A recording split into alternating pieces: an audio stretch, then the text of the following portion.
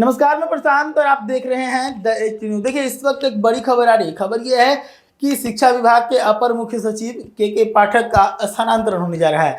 लंबे समय से कयास लगाया जा रहा था कि के पाठक का स्थानांतरण हो जाएगा। पिछली बार जब के पाठक छुट्टियों में गए थे, उस दरमियान ही ये कयास लगाया जाने लगा था कि के पाठक का स्थानांतरण हो जाएगा। लेकिन के पाठक वापस लौटे, ड्यूटी ज्वाइन किया और उसका फिर से शिक्षा विभाग में अपर मुख्य सचिव की तरह काम करते रह गए। लेकिन इस बार जब छुट्टी पर गए के पाठक, इस दरमियान उनका स्थानांतरण कर दिया गया।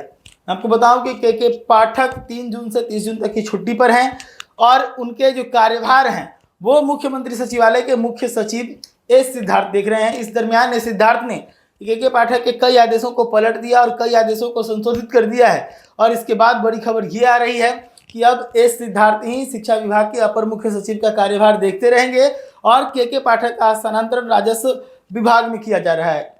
के पाठक के साथ साथ कई अधिकारियों का ट्रांसफर किया गया है, 2 जिलों के डीएम का भी ट्रांसफर किया गया है। लेकिन सबसे बड़ी खबर यही है कि शिक्षा विभाग के सबसे चर्चित एसीएस के पाठक, क्योंकि जब से के पाठक शिक्षा विभाग में आए, लगातार शिक्षा विभाग में उनके आदेश जो हैं वो भूकंप लाते रहते थे।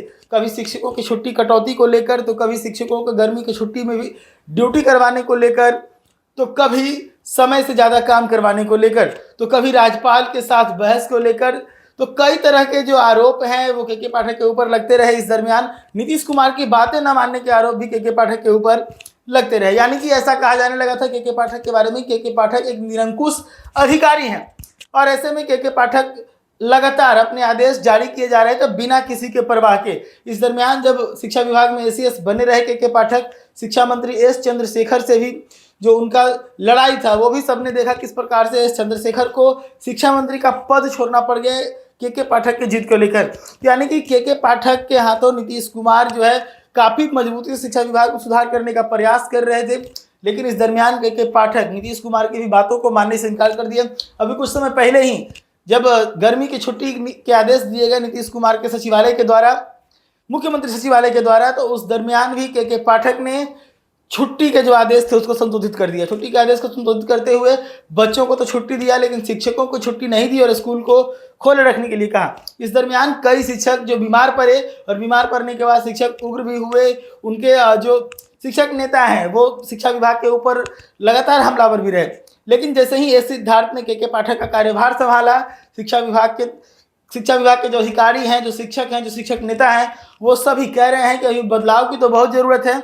लेकिन एस सिद्धार्थ जी के आने के बाद से के पाठक के कई उटपटांग आदेश जो हैं उनको बदला गया है, जिससे हमें बहुत राहत है। तो गर्मी को देखते हुए के पाठक के जो आदेश थे उसको एस सिद्धार्थ ने बदला है। शिक्षकों को भी छुट्टी दी गई है। तो ऐसे में लगातार जो है वो बिहार के अंदर शिक्षा विभाग के जो एसीएस थे वो सुर्खियां बटोरते रहते थे।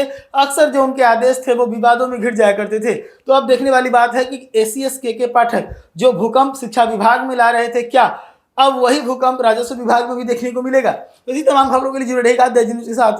धन्यवाद।